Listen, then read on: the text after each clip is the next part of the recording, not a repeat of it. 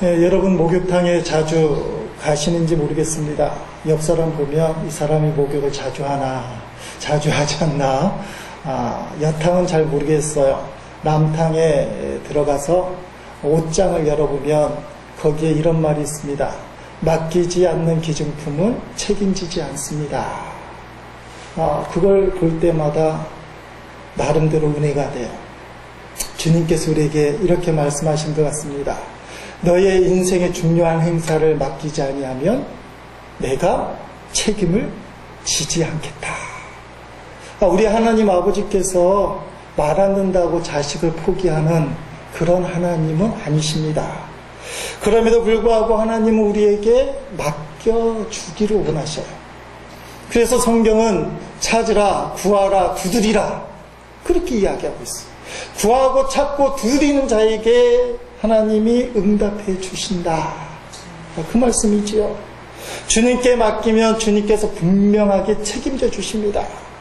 그러나 주님께 맡기지 아니하면 주님께서 책임져 주시지 않습니다. 오늘 본문 이야기로 들어가면 이스라엘 백성이 애굽을 나와서 광야 생활을 하는데 처음으로 전쟁을 치르는 그런 장면입니다. 하나님이 이스라엘 민족에게 허락하신 잔치상이 젖과 꿀이 흐르는 가나안 땅에 젖과 꿀이 흐르는 잔치상이 이스라엘 백성 앞에 놓여 있는데 그 놓여 있는 잔치상에 가기까지가 40년의 세월이 흘렀고 그 과정이 수많은 원수들이 앞을 가로막는 그런 일들이 있었는데 그 중에 첫 번째 전쟁의 역사. 결국 하나님은 이스라엘 백성을 사랑하시고 책임져 주셔서 결국은 잔치상 젖과 꿀이 흐르는 가나안 땅에 들어가게 하셨습니다. 그런데 그 잔치상에 가기까지 오늘 처음으로 아말렉이라는 원수와 전쟁을 치르게 되는데 어떻게 하면 이 사망의 음침한 골짜기와 같은 광야 생활에서 뜻하지 않는 아말렉과 같은 원수를 만났을 때 어떻게 하면 하나님의 성도가 승리할 수 있을까? 어떻게 하면 상을 받을 수 있을까? 오늘 본문을 통해서 우리가 그것을 분명하게 볼 수 있습니다. 여러분에게도 하나님이 예비하신 잔치상이 충만하게 있는 줄로 믿습니다. 그 잔치상을 향해 달려갈 때 우리를 가로막는 악한 원수와 같은 아말렉들을 어떻게 헤쳐나갈 것인가? 여러분 오늘 본문을 보니까 언제 전쟁이 시작됩니까? 8절 말씀 보니까 그때에 라고 되어 있어요. 그때. 그러니까 8절 말씀 그때라고 얘기했을 때는 1절로 7절까지의 상황을 살펴보아야 됩니다. 여러분 이스라엘 백성이 신 광야를 떠나서 르비딤 광야에 도착했는데 우리가 어딘가 도착해서 그 장비를 풀고 여정을 거기서 쉬기로 할 때 기대되는 게 먹을 거 마실 거예요. 근데 르비딤 광야에는 마실 물이 없는 거예요. 그러니까 이스라엘 백성이 원망이 나오기 시작합니다. 성경에 보니까 모세와 다투었다라고 그렇게 표현되어 있고 다른 번역에 보니까 이스라엘 백성이 모세에게 대들었다 그렇게 표현되어 있어요. 위기감을 느낀 모세가 하나님 앞에 무릎 꿇고 기도합니다. 거기 성경에 보면 하나님 내가 돌 맞아 죽게 되었으니 어떻게 하면 좋겠습니까? 나를 살려주십시오. 물을 필요하니 물을 내려주십시오. 그렇게 간절히 기도합니다. 그때 하나님이 호렙산 반석 바위에다가 너의 지팡이를 내리쳐라 그렇게 명령을 하시고 그래서 모세가 그 말씀대로 순종해서 반석 그 바위에서 물이 나오게 되는 겁니다.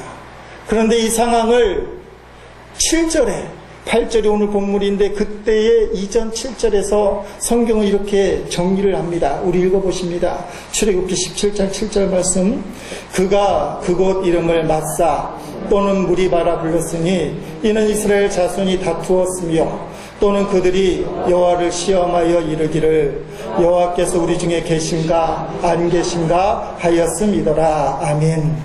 자, 목마름으로 이스라엘 백성이 서로 다툴 때 하나님이 정말 살아계시냐 살아계시지 않느냐 시험할 때, 맞서라 또는 무리 마라 이렇게 이야기할 때, 쉽게 말하면 신앙이 흔들릴 때, 다툼이 있을 때, 바로 그때에 아말렉이라는 원수가 쳐들어왔다라고 8절 말씀에 기록되어 있어요. 그때에 아말렉이 와서. 여러분, 우리 인생의 원수가 언제 오느냐? 다툴 때, 하나님이 계신가 안 계신가 마음에 확신이 없을 때, 악한 마귀 원수는 그 틈을 정확하게 알고 우리 앞에 나타난다는 사실입니다. 아말렉 족속이 어떤 족속이냐 하면 팥죽 한 그릇에 장자권을 팔은 에서의 후손이에요. 그 장자권을 누가 샀습니까? 야곱이 샀는데 그 야곱이 이스라엘. 그러니까 장자권을 뺏긴 이 아말렉 족속이 장자권을 가로채간 이스라엘을 계속해서 괴롭히는 것을 우리가 성경을 통해서 보게 됩니다. 그래서 오늘 말씀 속에서도 그 아말렉을 영원히 없애도록 하여라, 그렇게 말씀해요. 여러분, 이 아말렉이라는 뜻이 무슨 뜻이냐? 골짜기에 거주한다, 골짜기에 거주한다, 또 전사 같다 라고 풀이가 돼요.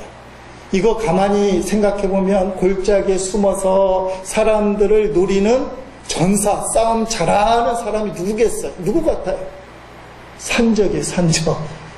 은밀한 가운데 그 산속 골짜기에 숨었다가 지나가는 행위를 거기에 섞어라, 있는 거 다 내놔라 하는 게 산적인데, 아말렉 족속이 꼭 그와 같이 했어. 신명기에 그 산적과 같은 아말렉을 표현합니다. 신명기 15장 17절 18절 말씀 우리 읽어봅니다. 너희는 애굽에서 나오는 길에 곧 그들이 너를 길에서 만나 내가 피곤할 때에 내 뒤에 떨어진 약한 자들을 쳤고 하나님을 두려워하지 아니하였느니라. 아멘. 여러분, 이 아말렉 족속이 산적인데 이스라엘을 공격할 때 어떻게 했다고요? 피곤할 때, 또 무리에서 뒤떨어졌을 때 그 약자들을 공격했다는 거예요. 지난 주일날 우리가 나눈 것처럼 그 늑대나 이리 하이에네가 양떼를 노리는데 언제 노린다고 그랬습니까? 사망의 음침한 골짜기를 지날 때 위험하잖아요. 그 양떼들이 그 골짜기를 지날 때 무리에서 떨어져 나오는 약한 양이나 말 안 듣는 양이 목자의 보호하심에서 떨어져 나올 때, 그때 맹수가 그 양을 노렸다가 잡아 채가는 거예요. 성경에 나오는 아말렉 족속이 바로 그 맹수와 같다는 거예요. 산적과 같이 약자들, 피곤한 자들을 노린다는 것입니다. 여러분, 그러므로 이 아말렉이라고 상징되는 족속은 가만히 살펴보니까 원수 마귀하고 같아요. 우리를 죽이고 도적질하고 멸망시키려는 그 아말렉 족속이 언제 임하느냐? 서로 다툴 때, 원망하고 불평할 때, 때로는 대들 때, 하나님이 있나 없나 마음의 확신이 흔들릴 때,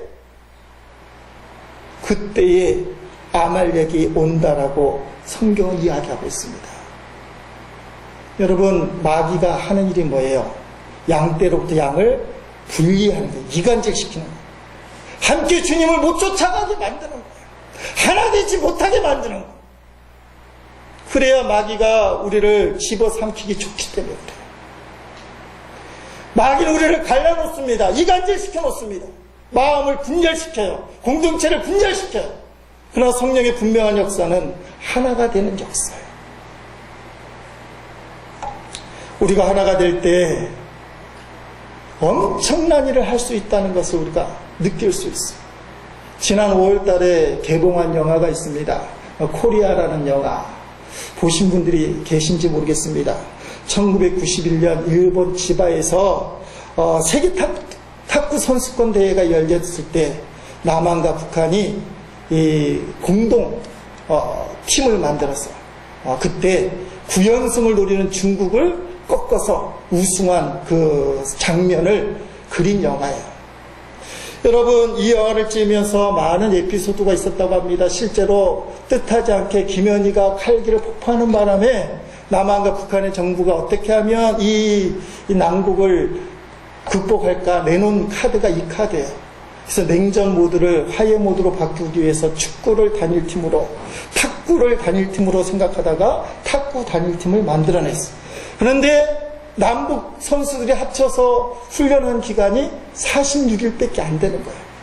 그 46일 동안 합숙한 다음에 그 중국이라는 기라성 같은 이 탁구팀을 이긴 거예요. 여러분, 그 영화에서 보면 또 실제로 사건이 있었으니까 왜 남한과 북한이 각자 싸우면 중국을 절대로 이길 수 없었는데 둘이 만나서 하나가 되니까 중국을 이길 수 있었느냐? 공동의 적을 발견했기 때문에 그래요. 남한과 북한이 만나가 보니까 그 선수들이 똑같은 말을 쓰는 거예요. 의사소통이 되는 거예요.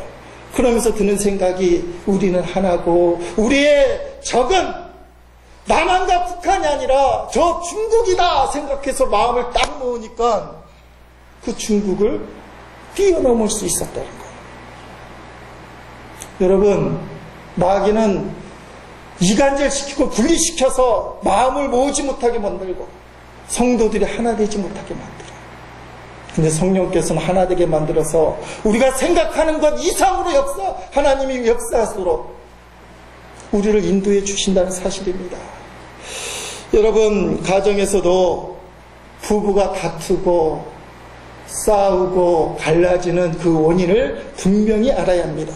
성격이 안 맞아서가 아니라 마귀가 배후에서 조정하기 때문에 그렇다는 사실을 분명히 알아야 해요. 싸우게 만드는 진짜 원인은 그 인간이 아니에요. 그 남편, 그 아내가 아니라 그 배후에서 조종하는 온수 마귀라는 사실입니다.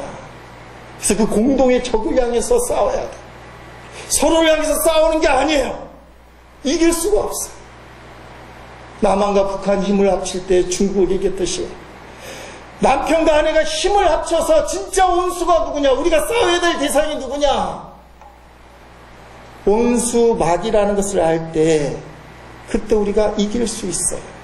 그런데 문제는 사람이기 때문에 구체적인 일 속에 빠져들면 이거 잊어버릴 때가 많습니다. 사랑해야 된다고 생각하지만 그 사람이 너무너무 미울 때가 많아요. 몇 년 전에 우리 집사람하고 창원 국동방송에서는 이 상담학교를 다닌 적이 있어요. 그 중에 어떤 여자 집사님이 앞에 나와서 간증 겸 발표를 하는데 남편이 얼마나 미운지 소리 안 나는 총이 있으면 쏘아 죽이고 싶더라. 그래서 상담학교 왔는지도 몰라요. 여러분, 그 사람은 주님 앞에 꼬꾸라지고 주님의 뜻으로 이제 상담도 받고 복음으로 살려고 하는 사람이 그렇게 얘기하는 거예요. 사람이 미워지기 시작하면 감정을 주체할 수 없어요. 분명히 혼자 있을 때, 때로는 기도할 때 가서 부인에게 미안하다고 얘기를 해야지, 남편에게 잘못했다고 얘기를 해야지, 화해를 해야지 하는데 막상 그 사람의 모습을 딱 보아하는 순간 미움이 막 솟아오르는 거예요. 인간의 힘으로는 그것을 어떻게 할 수가 없어. 사람이 엄청 미운 건 어떻게 할 수가 없어. 그러나 그때 꼭 기억해야 될 것이 있습니다.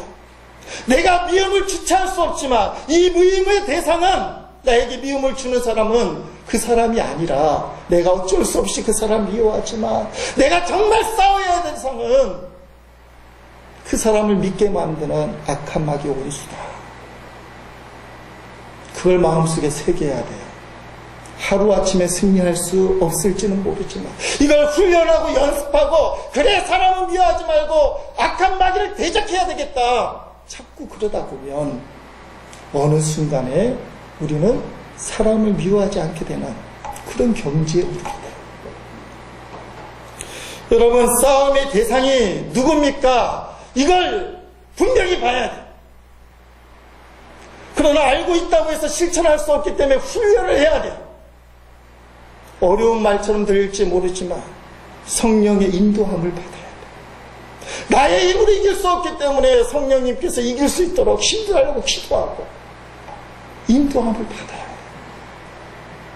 첫 발자국부터 악한 마귀 대적해서 이길 수 없을지 모르지만 우리가 그 마음으로 한 걸음 한 걸음 나가면 진짜 원수가 누구인지 알기 때문에 우리는 그 전쟁에서 사람과 하나 돼서 승리할 수 있다는 사실이에요. 그거 포기하지 마세요. 내가 진짜 싸워야 될 대상이 누구냐? 그걸 아는 게 중요해요. 교회도 마찬가지입니다. 간혹가다 어떤 분이 우리 교회에서 아무개 그분이 없으면 교회가 부흥할 것 같습니다. 그렇게 얘기할 때가 있어요. 이게 마귀에게 속고 있다는 걸 모르는 겁니다. 주님은 언제나 어디서나 십자가의 사랑의 줄로 우리를 이끌어 주시지 절대로 미움의 줄로 이끌어가지 않아요. 그런데 목적은 교회를 위하고 주님을 위한 것처럼 말하지만 지금 붙들고 있는 줄이 무슨 줄이에요? 이간질시키는 미움의 줄이에요. 떼어버리려는 생각을 갖고 있어. 마귀에게 속고 있는 거예요. 주님이 원하는 마음이 아니라는 것입니다. 여러분, 그렇기 때문에 원칙적으로 늘 가슴에 새겨야 될 게 뭐냐? 나를 괴롭고 힘들게 만드는 그 인간이, 그 사람이 원수가 아니라 그 사람 너머에 역사하는 마귀가 나의 진짜 원수다. 주님 우리에게 하나 되라고 명령하시고 성령을 우리로 하여금 하나 되도록 힘을 쓰게 하시는 분이다. 그래서 나는 주님이 원하는 길을 걷겠다. 그렇게 고백해야 돼요. 성경 에베소서 4장 3절 보면 이렇게 말씀하십니다. 평안에 매는 줄로 성령이 하나 되게 하신 것을 힘써 지키라. 아멘. 하나 되게 하는 게 그냥 되는 게 아니라는 거예요. 부부가 하나가 되는 게 자연스럽게 그냥 되는 게 아니라는 거예요.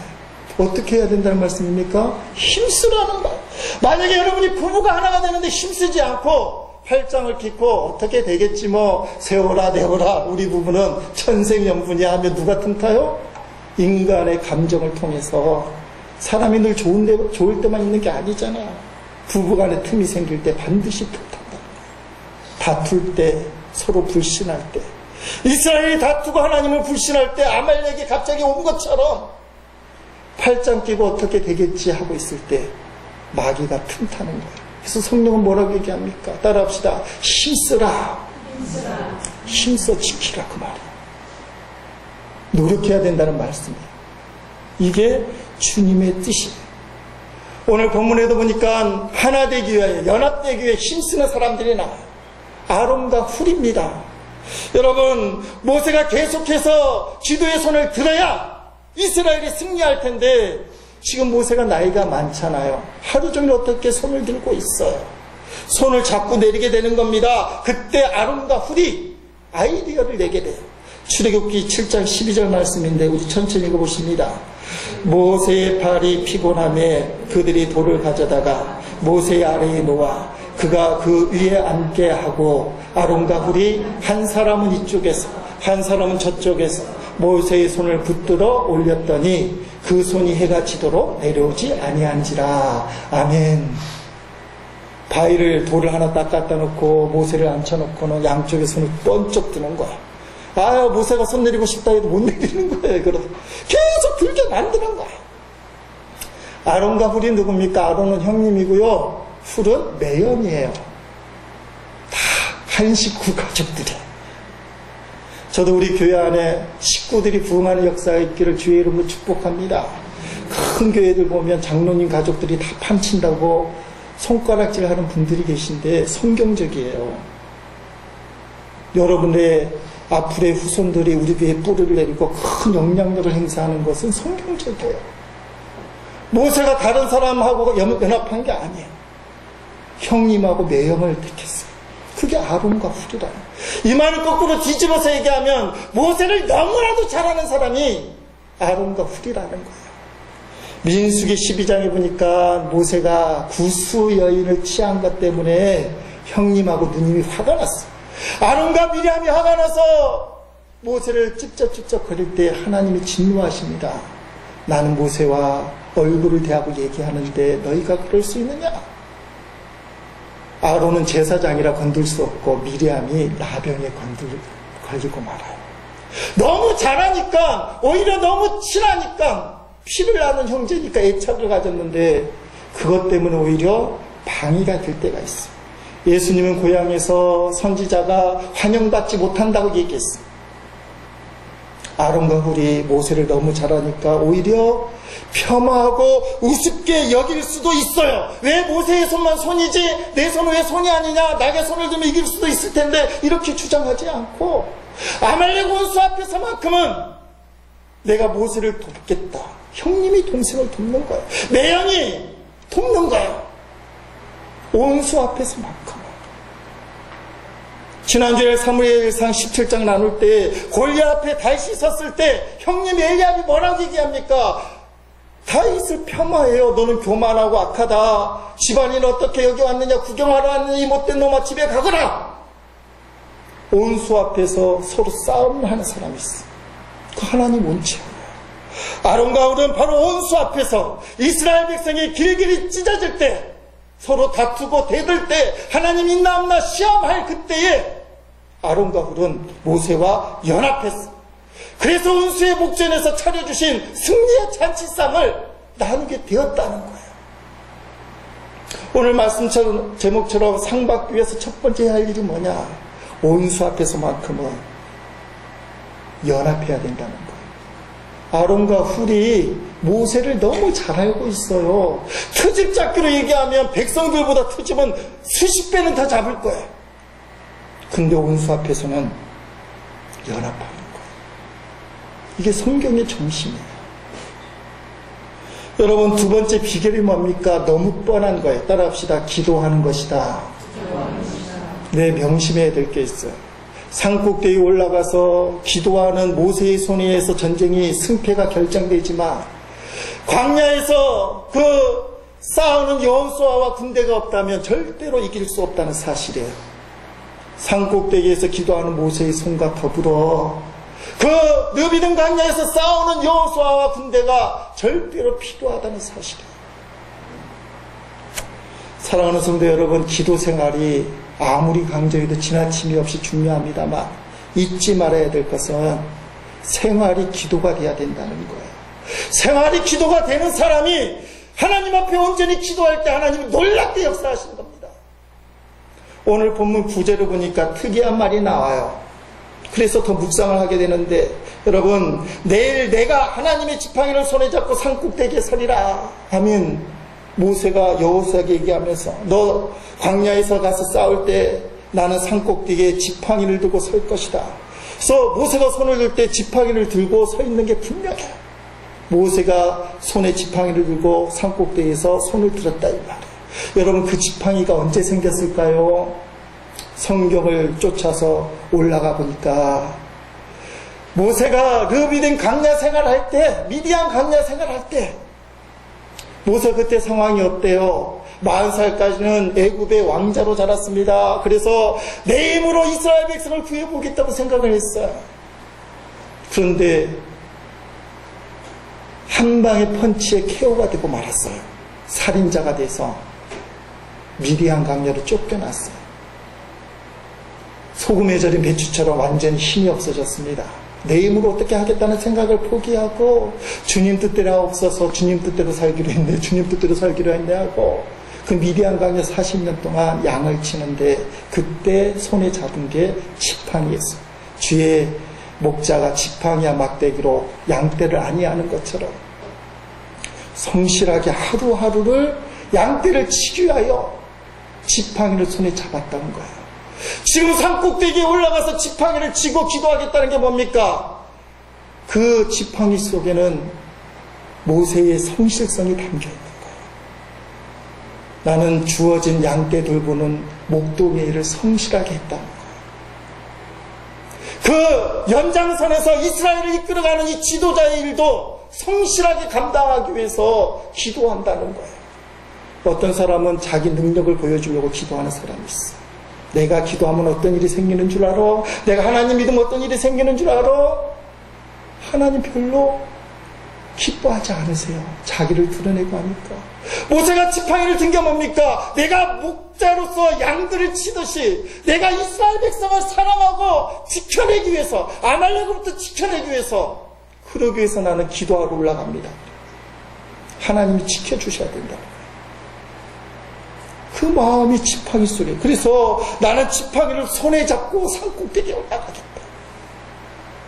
자기에게 주어진 일을 열심히 하는 사람이 그 연장선 속에서 내가 일을 잘 감당하기 위해서 하나님 힘을 주셔야 됩니다. 내가 감당할 수 있는 이 일을 감당하기 힘을 주셔야 됩니다. 아말렉과 같은 원수는 내가 이길 수 없기 때문에 주님께서 이기게 해주셔야 됩니다. 그렇게 기도할 때 하나님이 놀랍게 역사하시는 것이지, 주어진 일은 본청만청 아무것도 안 하면서 내가 기도하면 어떤 일이 생기는 줄 알아? 성경에 보니까 기도하면 응답이 된다며, 목사님 말씀이 기도하면 기적이 일어난다며, 내가 기도하면 역사가 일어나.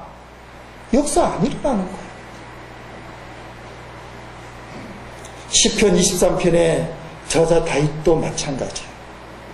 하나님이 사울 왕이 잘못된 길을 걸어가기 때문에 새로운 왕을 세워주기로 사무엘에게 얘기했습니다. 이새의 집에 가라. 내가 그 형제 중에 왕을 세울 것이다. 이새의 집에 사무엘이 가서 설명을 합니다. 그랬더니 형제들이 막 모여들었어요. 아, 누가 왕이 될까? 기대되잖아요. 내가 혹시 왕이 되지 않을까? 여러분 같아도 다 갔을 거예요. 그런데 막내 다윗은 들판에 혼자 남아서 양떼를 지키고 있었어요. 왕이 되는 것도 중요하지만 이 양들을 누가 지키겠냐? 형제들은 다 호기심 때문에 갔지만 나는 이 양떼 지키는 걸 포기할 수 없다. 여러분, 사무엘상 16장 11절 말씀 천천히 읽어봅니다. 자, 6번 말씀 읽겠습니다. 시작. 또 사무엘이 이새에게 이르되 내 아들들이 다 여기 있느냐? 이새가 이르되 아직 막내가 남았는데 그는 양을 지키나이다. 사무엘이 이새에게 이르되 사람을 보내어 그를 데려오라. 그가 여기 오기까지는 우리가 식사 자리에 앉지 아니하겠노라. 아멘. 형님들은 다 모였다 이 말이에요. 다 빠꾸 맞았어요. 아니라는 거예요. 이제 남은 형제가 있느냐 했더니 지금 들판에 막내가 남아서 양을 지킨다는 거예요. 이게 다윗이에요. 그때 그가 얻은 게 물맷돌입니다. 골리앗 앞에 섰을 때 물맷돌로 골리앗을 순간적으로 무너뜨렸는데 그 물맷돌이 언제 얻어졌느냐? 전쟁터에서 얻은 게 아니에요. 형님들은 나 몰라 알아. 호기심 때문에 내가 왕이 될지 모른다고 호기심 때문에 다 일을 뒤팽개쳤을 때 그때 혼자 남아서 양떼를 지키는 그 다윗의 손에 물맷돌이 있었던 거예요. 이 물맷돌이 있기 때문에 골리앗을 무너뜨린 것이지 그냥 된 게 아니라는 거예요. 아무 돈이나 잡아서 던진 게 아니라는 거예요. 왜 기도를 아무렇게나 하는 겁니까? 하나님이 주어진 일들을 무시하고 그걸 하찮게 여기며 날마다 성실하게 살지 않고 자기 멋대로 살면서 기도만 하면 응답된다는 잘못된 이야기를 마치 진리처럼 주장하고, 그렇게 기도했더니 응답 안 해주신다고 오히려 한탄하고 기도해도 소용없다고 속으로 생각하는 그 어리석은 생활을 왜 하는 거야? 성경을 잘 보십시오. 주어진 일에 최선을 다하는 그 사람을 통해서 하나님이 기도도 응답해 주시는 것이지, 자기에게 주어진 일을 다 내팽개치고 기도만 하면 하나님 역사하시죠. 그렇게 기도하는 사람 안 된다는 거예요. 어떤 중년 남자가 조영규 목사를 찾아왔습니다. 젊으셨을 때, 여의도 순국 한참 부흥하려고 할 때, 그 전도사님이 중년 남자가 하는 말이 무보수라도 좋으니까 저를 사역자로 써주십시오. 그랬더니 조 목사님이 당신 가족들이 있어. 네, 처도 있고 자식도 있습니다. 그 가족들은 누가 먹어 살려? 하나님이 다 알아서 하시겠죠. 조 목사님 화를 내시는 거예요. 아니, 이 사람아!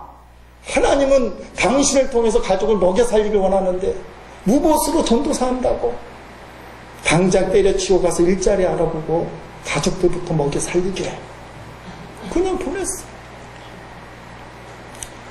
주어진 일에 최선을 다하는 자가 그 다음에 하나님이 길을 열어주는 거지, 주어진 일을 무시하고 기도만 하면 된다, 하나님 일만 하면 된다, 아니라는 거예요.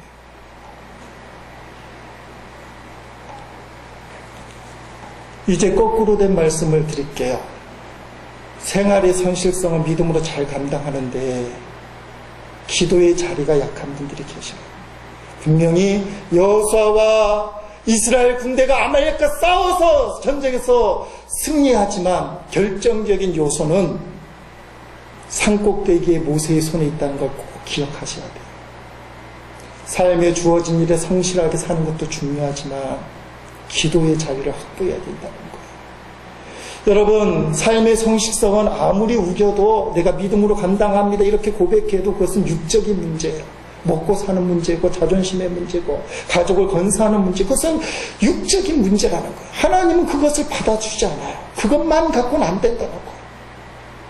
반드시 집중해서 하나님 앞에 기도하는 시간, 그 시간이 확보돼야 하나님이 진정한 잔치상 우리에게 베풀어 주시는 거예요.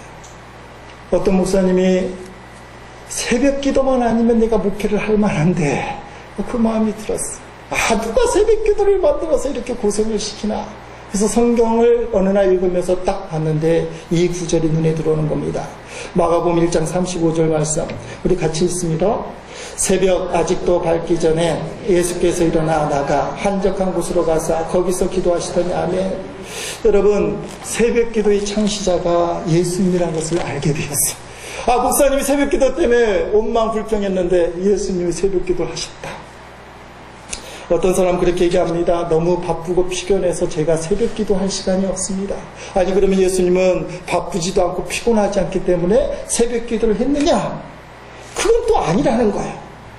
새벽 기도 하셨다, 예수님이 새벽 기도 하셨다고 표현했는데 마가복음 1장 35절 앞부분에 보면 예수님이 얼마나 바빴는지 몰라요. 21절부터 보니까 가버나움에 해당장에 가서 복음을 가르쳤어요. 그 중에 귀신 들린 사람이 있기 때문에 그 더러운 귀신 들린 사람을 고쳐줬어요.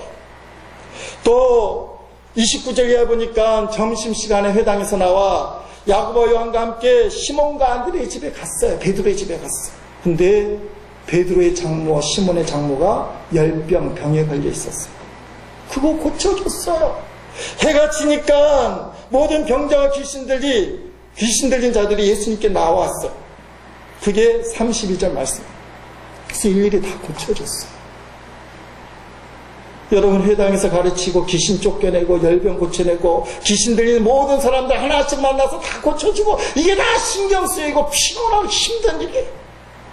그렇게 밤늦게 하루를 마감하신 예수님이 다음날 새벽이 됐을 때 슬며시 자리에 일어나서 한적한 곳에 가서 새벽 기도를 하셨어요.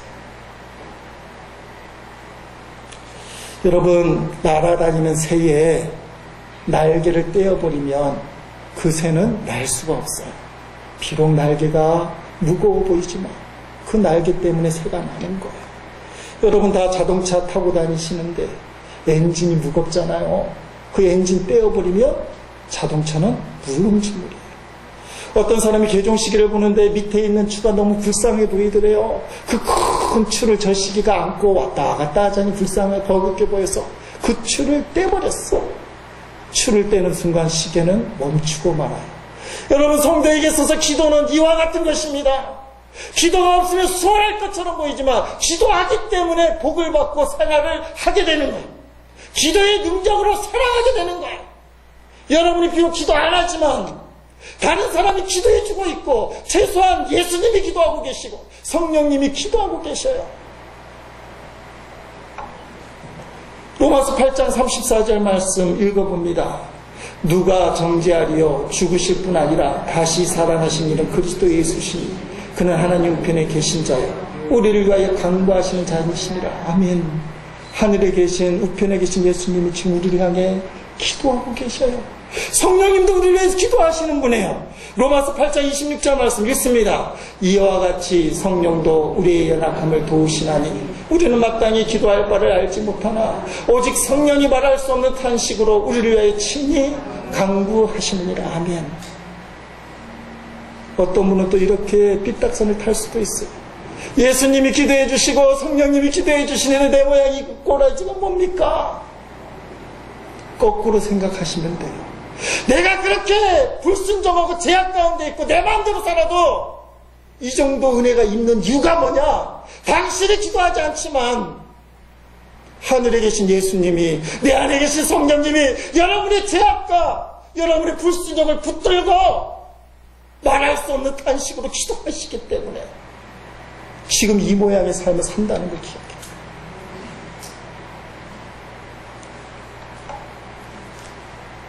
여러분을 위해서 누군가 기도하는 것도 기억해야 됩니다. 예수님이 성령님이 기도할 뿐만 아니라 사람들이 서로 기도해 준 거예요. 권사님들, 선교회장님들, 부서장님들이 기도해 준 거예요. 최소한 목사가 기도해요. 저는 아직도 강단에서 밤에 잠을 자는데 이제 200일이 홀 넘어서 자리가 딱 잡혔어. 첫 번째 하는 기도가 교우들 길이 있습니다. 초방서점 도도학원부터 쭉 가서 김일구 성도님 집까지 딱 가요. 그 중에는 중보기도 해야 될 대상자 우리 교우도 아니지만 그 다음에 선교사님들, 가족 형제들, 중보기도 해야 될 교회들 그렇게 기도해요. 어떤 일이 있어도 기도를 포기하지 마십시오. 아론과 훌이 모세와 연합해서 기도했더니 사람이 할 수 없는 아말렉을 이겼어요. 승리의 잔치상을 누렸어요. 예수님이 하늘에서 기도해 주시고 성령님 우리 안에서 기도해 주실 때 내가 기도로 연합하면 여러분이 생각지도 못할 기가 막힌 잔치상이 앞으로 펼쳐질 거라. 내가 기도하지 않고도 이 정도의 삶을 누릴 수 있다면, 내가 주님 앞에 정말 기도로 예수님과 연합하고 성령님과 연합한다면 내가 생각하는 것 이상의 놀라운 잔치상이 내 앞에 펼쳐질 것이다. 따라합시다. 기도하면 역사한다. 기도하면 역사한다. 여러분 일에 성실히 최선을 다 감당하기 위해서 건강을 위해서 기도하고, 장애물이 되지 않도록 가정 형통을 위해서 기도하고, 자녀가 잘 되기 위해서 기도해야 돼. 가족 또한 기도하고, 교회를 위해서 기도하고, 교회를 위해서 기도하고, 친척을 위해서, 세계 열방과 선교사님들 위해서 우리가 기도의 손을 들기 시작하면 무너졌던 삶이 회복될 줄로 믿습니다. 주님은 그 기도의 손을 통해 반드시 역사하실 것이기 때문입니다.